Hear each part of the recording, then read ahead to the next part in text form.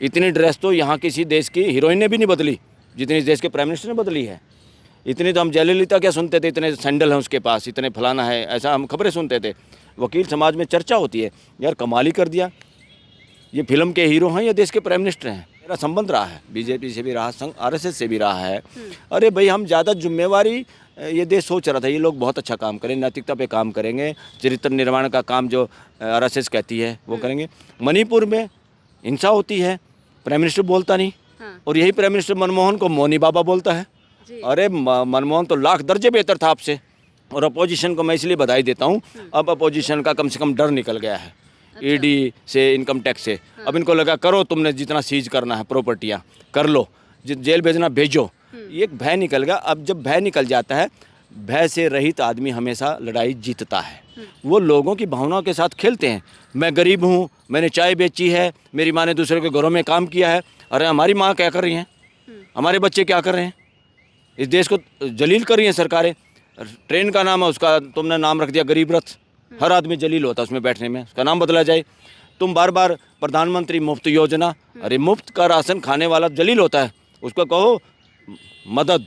नमस्कार, आप देख रहे थे जनता लाइव, मैं हूं आप साथ रवीना। लोकसभा चुनाव में लगभग 300 दिन अब शेष हैं, 300 दिन बचे हुए हैं जब लोकसभा इलेक्शन होने वाले हैं। उससे पहले ही राजनीतिक पार्टियों ने शुरू कर दिया है गठबंधन के जरिए या किसी भी जरिए अपने तैयारियां ज़ोरों शोरों से शुरू कर दी हैं ताकि वो 2024 के लोकसभा चुनाव जीत सकें। एक तरफ अगर विपक्षी पार्टियों की बात करें तो कल इतनी बड़ी न्यूज़ सामने आई कि 26 विपक्षी पार्टियां गठबंधन कर चुकी हैं और जिनका नाम भी सामने आया, इंडिया उन्होंने नाम रखा है। इंडिया की फुल फॉर्म आपको बता दें, Indian national democratic inclusive alliance इसका नाम रखा गया है। और दूसरी तरफ जब विपक्षी पार्टियां अपना गठबंधन पर जिक्र कर रही थी, गठबंधन पर चर्चा चल रही थी, दूसरी तरफ सत्ता पक्ष की पार्टी एनडीए भी 38 पार्टियों के साथ अपना शक्ति प्रदर्शन कर रही थी, उनसे विचार विमर्श कर रही थी। तो अब साफ साफ ये सामने आ रहा है और कल से ये चीज़ें ट्रेंड भी कर रही हैं कि इंडिया वर्सेस एनडीए हो गया है। तो अब जो 2024 के लोकसभा चुनाव हैं उनका रुख क्या रहने वाला है, या फिर जो जनता है क्या अभी भी मोदी सरकार को पसंद कर रही है, या फिर अगर विपक्षी पार्टियां गठबंधन में आ गई हैं तो अब जीतने की जो परसेंटेज है, जो हम पॉसिबिलिटी बोल सकते हैं, प्रोबेबिलिटी बोल सकते हैं, वो बढ़ गई है। इन सारी मुद्दों पर चर्चा करने के लिए हमारे साथ सुप्रीम कोर्ट के लॉयर बलराज सिंह मलिक जी हैं। इनसे जानते हैं कि ये किस प्रकार से देख रहे हैं इन सारी चीज़ों को और क्या परिणाम होने वाला है लोकसभा इलेक्शन पर इन सारी चीज़ों का। स्वागत है सर जनता लाइव में आपका। जी नमस्कार। सबसे पहले तो यही सवाल सर कि इंडिया वर्सेस एनडीए हो गया है, कल से ही ट्रेंड कर रही हैं ये सारी चीज़ें, आप किस प्रकार से देख रहे हैं? मैं बहुत अच्छा मुझे लगा ये कि जिन लोगों ने भी या जिस तरह सोच विचार करके इसके नाम को रखा इन्होंने, इससे ये तो झलकता ही है कहीं ना कहीं इंडिया उनके जहन में है। उन्होंने इंडिया का नाम रखा है और जीतो भारत भी शायद उसमें टैगलाइन को लगाई है, जीतेगा भारत। ये जीतेगा भारत। बहुत अच्छा किया है, इससे कम से कम पहले ही नाम से ही पता चल गया कि उनके दिमाग में ये तो है कि इंडिया को जोड़े रखने की और इंडिया को जोड़ने की बात उनके दिमाग में है कि देश को जोड़े रखना है, देश में भाईचारा रखना है, देश में जाति संप्रदाय और धर्म के उन्माद को ख़त्म करना है और पूरे देश को एक परिवार की तरह से रखना है। इस तरह से इंडिया का मतलब है। लेकिन सर बार बार जब भी गठबंधन की बात होती थी तो यही सामने आता था और सत्ता पक्ष यही बोलता था कि एक इंसान को हराने के लिए सारी विपक्षी पार्टियां लग गई हैं। लेकिन अब विपक्ष भी हमलावर है कि एक इंसान की आप बात करते थे, अब 38 पार्टियां जुड़ी हुई हैं उसमें, तो आप एक इंसान की पावर कैसे बोल सकते हैं? देखो जो वन मैन आर्मी या एक आदमी की बात करते हैं, जो चेहरे की बात करते हैं, वो सब उस में हैं जब राजा होते थे देश में और प्रजा की कोई आवाज़ नहीं सुनी जाती थी, वो उसी तरह का। वरना डेमोक्रेसी में एक आदमी और एक चेहरे का कोई मूल्य नहीं है, कोई मतलब नहीं है। यह एक चेहरे देखने की बजाय जितने लोग पार्लियामेंट में मेंबर बनते हैं, विधानसभा में एमएलए बनते हैं या गांव में सरपंच पंच बनते हैं, पार्षद चेयरमैन बनते हैं, सबको देखने की ज़रूरत है। किसी एक आदमी को देख के सब कुछ उसके पीछे लगना, ये एक तरह से नाइंसाफ़ी है डेमोक्रेसी के साथ। और एक ये इस तरह का प्रचार प्रसार करना, ये अपने आप में बेईमानी है। ये मैं तो कह रहा हूँ देश की मानसिकता को राजशाही से बाहर निकलने नहीं देना चाहते जो लोग एक चेहरे की बात करते हैं। क्या चेहरे में क्या रखा है? चरित्र में रखा है, और हर जनप्रतिनिधि का चरित्र और चेहरा देखना पड़ेगा। एक आदमी के चेहरे से कोई बात नहीं बनेगी और ना बनने वाली ना बन सकती। यहाँ पर सर जनता एक और सवाल कर रही है जो सत्ता पक्ष को पसंद करती है, या नॉर्मल जनरल सवाल ये हो सकता है कि क्या अब सत्ता से इतना डर गया है विपक्ष, क्या एक नरेंद्र मोदी से या बीजेपी पार्टी से इतना भयभीत हो गया है कि सारी विपक्षी पार्टी को इकट्ठा होना पड़ रहा है? देखो क्या है, देश में जब पहले इमरजेंसी लगी तो अपोजिशन इकट्ठे हुए थे ना, क्योंकि वो ये खुद इकट्ठा नहीं हुए, खुद पे भी प्रेशर है और देश का भी प्रेशर है। पता है देश के लोग, इनके जो इनके फॉलोवर हैं, जो इनके कार्यकर्ता हैं, वर्कर हैं, उनका प्रेशर है कि तुम इकट्ठे हो जाओ। और इन लोगों पे भी प्रेशर है, क्योंकि आप लोग देख रहे हैं जितना भी इनकम टैक्स ईडी की रेट जो मुकदमे हैं वो ज़्यादातर किस पे हैं? सिर्फ अपोजिशन पे। क्या होता है कि सत्ता में जो लोग होते हैं वो सारे के सारे पाक साफ होते हैं और अपोजिशन वाले सारे के सारे भ्रष्ट होते हैं। सारे मुकदमे उन्हीं लोगों पे हैं। बीजेपी, आरएसएस और जो लोग सत्ता में दूसरे लोगों की भागीदारी है वो सारे के सारे ईमानदार हैं क्या? अब यहाँ पर एक जो मिश्रा जी थे या शर्मा जी, जो ईडी के डायरेक्टर, जिनका आगे से फर्दर टाइमिंग पे क्वेश्चन मार्क कर दिया और सुप्रीम कोर्ट ने कहा इससे आगे आप नहीं रह पाएंगे, 31 जुलाई को जाइए अपने घर। मैं ये कहता हूँ उसी आदमी का नार्को टेस्ट करो पहले तो, जिसको ईडी का डायरेक्टर बनाते हो आप लोग, जो दुनिया दूसरों की बेईमानी को पकड़ता है। पहले उसको ये तो देख लो वो खुद बेईमान तो नहीं। अगर उसका नार्को टेस्ट करा लें तो मैं दावे से कहता हूँ ये देश देखेगा और उसको लाइव इस देश के सामने दिखाया जाए वो कितना भ्रष्ट मिलेगा, कितनी प्रॉपर्टी मिलेगी, कितने उसको बेनामी प्रॉपर्टियाँ मिलेगी। इस देश के आईएएस, आईपीएस और ये सारे लोग क्या सोचते हो? इनका नार्को टेस्ट किया जाए तो देश की संपत्ति व्यापारी घराने और इस देश के इस तरह के अधिकारियों के पास है। इस देश को तो गरीब बनाया जा रहा है, देश गरीब नहीं है। एक और सवाल सर उठा, उसमें मैं कहना चाहता हूँ अगर वो नार्को टेस्ट में पास होते हैं तो मैं रिक्वेस्ट करूँगा अपनी सुप्रीम कोर्ट बार एसोसिएशन से कि रिजोल्यूशन पास करे। ये मिश्रा जी तो बड़े इस देश में ऐसे महान आदमी मिले जो IRS से या जो भी IAS थे वो कि इतने ईमानदार कैसे बच गए इस देश में। ये तो बड़ा कमाल का है, इस देश के लिए विषय हो जाएगा। और हम रिजोल्यूशन करवा के चीफ जस्टिस साहब को देंगे कि सर आपने जो फैसला दिया आप लोगों की कोर्ट ने उसमें थोड़ा पुनर्विचार करिए और इस आदमी को जब तक ये मरे ना इसी को ईडी का डायरेक्टर बना के रखिए। हम करेंगे ना रिक्वेस्ट, मोदी को करने की जरूरत ही नहीं, सरकार को करने की जरूरत नहीं, वो इस देश के पूरे वकील करेंगे। यहाँ पर एक सवाल भी उठा सर और बार बार सोशल मीडिया पे पोस्ट देखी गई कि जो एनडीए का गठबंधन है या जहाँ 38 पार्टियां शामिल हुई वहाँ पे लिखा गया कि 38 पार्टियां एक चेहरा, और विपक्ष की इंडिया पर सवाल उठाया गया 26 पार्टियां 26 चेहरे। कैसे उभर के आएगा फिर विपक्ष? ये तो षड्यंत्र हैं एक दूसरे को नीचा दिखाने की, ये तो बातें हैं, डायलॉग हैं। तो इससे कुछ होने वाला नहीं डायलॉग से। इन लोगों ने, ये बहादुर लोग हैं जिन लोगों को तुमने, और मैं तो कह रहा हूँ लालू यादव परिवार जिस पे आपने मुकदमे चला के जेल में भेजा, क्या लालू से अगर बीजेपी के जो आज नेता सत्ता में हैं या उसके अलायंस वाले जो लोग सत्ता में हैं उनका नार्को टेस्ट करा लो, कितनी प्रॉपर्टियाँ मिलेगी। वो तो चारा खाए हैं, तो कोई कोयला खाए बैठा है, कोई पूरा तेल खाए बैठा है, कोई इस देश का पूरा हवा खाए बैठा है। यानी चीज़ों को खरीदना बेचना सस्ता, और क्या किस तरह करप्शन है। देश लाचार है, देश विश्वास करता है अपने जनप्रतिनिधियों को वो काम करें। बदले की भावना कोई नहीं चाहता इस देश का आदमी कि अपोजिशन वाले भी हमारे लोग हैं, पोजीशन वाले भी हमारे लोग हैं। तुम सच्चाई को सामने रखो। और जिसकी तुम राहुल गांधी का जो यहाँ केस चला हुआ है मानहानि का, अरे मोदी समाज की मानहानि थी तो पहले तो मोदी समाज के उन बदमाशों को पकड़ के देश में लाते ना जो भागे हुए हैं देश से। हमारे किसी भी समाज का कोई आदमी की वजह से पूरे समाज की बेइज्जती होती है, पहले तो उस आदमी को पकड़ के लाते हैं कि भाई तेरी वजह से पूरा समाज बदनाम है, उसका इलाज करते हैं।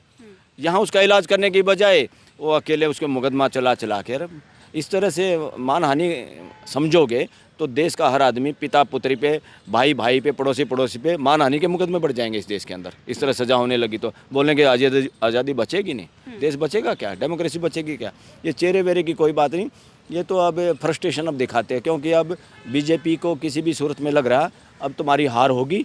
तुम चाहे जितने षड्यंत्र हथकंडे अपना लो, कुछ लोग वापस आ रहे हैं बीजेपी में, उनके लोग भी अब उनको बिना तली का लोटा, बिना पैंदे का लोटा बोलने लगे हैं। वो लोग नहीं आएंगे उनके साथ, अब वोटर नहीं आएगा। नेता जितने मर्जी इकट्ठे कर लो, अभी ये वोटर नहीं आएगा। लेकिन सर विपक्ष जिस प्रकार से पहले एक दूसरे पर तंज कसता हुआ नजर आता था, क्या लगता है अब एकता में आ पाएगा? एक चेहरे पर, एक नाम पर वो लोग टिक पाएंगे कि 2024 में किसके चेहरे पर इलेक्शन लड़ा जाएगा? देखिए, चेहरे पे इलेक्शन लड़ना तो वैसे भी बदमाशी है देश के साथ। इस देश को जनप्रतिनिधि चाहिए, चेहरा थोड़ा चाहिए। ये कोई राजशाही थोड़ा है कि एक चेहरा चाहिए। जो मोदी के नाम पे इलेक्शन लड़ना, कोई राहुल गांधी के नाम पे इलेक्शन लड़ना, ये देश के साथ गद्दारी, बदमाशी है। मैं तो कह रहा हूँ चेहरे का क्या मतलब है? हर डिस्ट्रिक्ट में, हर पार्लियामेंट कॉन्स्टिट्यूंसी में चेहरा होता है। वो सारे कितने चेहरे हैं? 550 तो के करीब, उससे ज़्यादा लोकसभा में है, फिर राज्यसभा में है। ये कुछ नहीं है, ये प्यादे हैं क्या खाली तुम्हारी शतरंज के? उनको बोलने नहीं दिया जाता, प्राइम मिनिस्टर उनको मिलने का टाइम नहीं देते, एमपीओ को कहाँ बोलने दिया जाता है इस देश में, एमएलए को बोलने नहीं दिया जाता। हर पार्टी का ये हाल है ज़्यादातर का। जिसको जो भी चेहरा बनाया समझो वो डिक्टेटर बना दिया हमने। अच्छा। हाँ, चेहरों को तो यहाँ इलाज करना पड़ेगा चेहरे का, तो वो हीरो बन जाता, बाकी तो विलियन और दूसरे स्टार होते हैं ना, उसी के पीछे लोग दौड़ते हैं। नॉनसेंस है। डेमोक्रेसी में चेहरे का कोई भी मोल नहीं है, कोई जगह नहीं है। कॉन्स्टिट्यूशन में चेहरे का कोई अस्तित्व नहीं है। चेहरे बनाना पार्टियों की ड्रामेबाजी है, देश के साथ बदमाशी है। चेहरे वेरे में क्या रखा है भाई? चेहरे ना मोदी के में रखा है, राहुल के में रखा है, इनके चरित्र में रखा है। क्या काम करते हैं, क्या बोलते हैं, बोलते कुछ है, करते कुछ है, दिखते कुछ हैं। इतनी ड्रेस तो यहाँ किसी देश की हीरोइन ने भी नहीं बदली जितनी इस देश के प्राइम मिनिस्टर ने बदली है। इतनी तो हम जयललिता क्या सुनते थे, इतने सैंडल हैं उसके पास, इतने फलाना है, ऐसा हम खबरें सुनते थे। वकील समाज में चर्चा होती है, यार कमाल ही कर दिया। ये फिल्म के हीरो हैं या देश के प्राइम मिनिस्टर हैं? हमारे देश के नेता कोई गरीब लोगों को देख के धोती पहन के घूमते थे, वहाँ इंग्लैंड तक रानी भी कोई मजबूर हो गया था बात करने के लिए महात्मा गांधी से। और ड्रेस भाई पजामा कुर्ता डाल लिया, कुछ और डाल लिया। ये इतने हमने कभी ड्रेस एक ही दिन में कितनी ड्रेस बदलना, अरे ये कहाँ इतना समय कैसे है, किस तरह की मेंटेलिटी है? खैर हम ये भी कहें कि उनका पर्सनल है, और वो हिसाब देश को देना पड़ेगा। इतने कपड़ों के पैसे आते कहाँ से? आपकी तनख्वाह से करते हैं, कहीं और से ड्रेस आती हैं। ये हिसाब सोचता है देश। जब से सर इंडिया नाम सामने आया है, कल से ही चर्चाओं में बना हुआ है, सारा हर जनता इसके चर्चा कर रही है कि क्या इसका भविष्य होने वाला है। लेकिन इसके बाद से ही एक और चीज़ सामने आई है। हेमंत बिश्व शर्मा जो हैं, असम के मुख्यमंत्री हैं, उन्होंने अपने ट्विटर हैंडल से इंडिया जो लिखा हुआ था उसको हटा के भारत लिख दिया है। वो तो कुछ भी करेगा, वो कुछ भी कर सकता है और कुछ भी लिख सकता है। हाँ, मैं उसको देख रहा था टीवी पे या कहाँ, मैंने भी देखा है पहले। उसने बाद में फिर ऊपर जहाँ वो अपना परिचय लिखा था वो भी इंडिया काट के भारत कर दिया उस आदमी ने। ये ड्रामेबाजी है, ये सारी करेंगे ना, सारा ड्रामा करेंगे जीतने के लिए, और पैसे का भरपूर यूज होगा। मैं तो कहता हूँ सोशल मीडिया इतना जागरूक हो, आप लोगों को बधाई देंगे। सोशल मीडिया, ये देश आप लोगों का कर्जवान रहेगा पूरे सोशल मीडिया का। इलेक्शन में सभी का, मैं तो कह रहा हूँ सभी का, और ख़ासतौर पर सत्ता पक्ष वाले जो लोग इलेक्शन लड़े, इनके नेताओं के पीछे पीछे आपने ऐसे कैमरे लगा के इनकी चेकिंग करनी है, कहाँ ये पैसे बांट रहे हैं, कहाँ दारू बांटने की कोशिश है, क्या बातें कर रहे हैं। चुपचाप ये स्पाई कैमरा यूज़ करना पड़ेगा अब सोशल मीडिया को।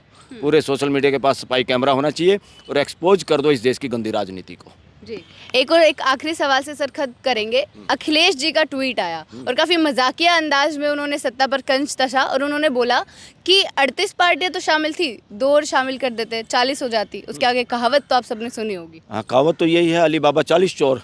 उसने यही कहने की कोशिश की होगी। कोई बात नहीं, ये बात उन्होंने कही है, और वो भी कह सकते हैं जब ये लोग कह सकते हैं। ये सोनिया का कुछ भी कह सकते हैं। औरत की मर्यादा का इनको पता नहीं क्या शब्द यूज किया था एक बार प्राइम मिनिस्टर ने। बेशक कोई आदमी हमारा अपोजिशन में हो, अपराधी हो, बेशक किसी पे मुकदमा हो, मगर ये देश बर्दाश्त नहीं कर सकता आप किसी को जलील करेंगे।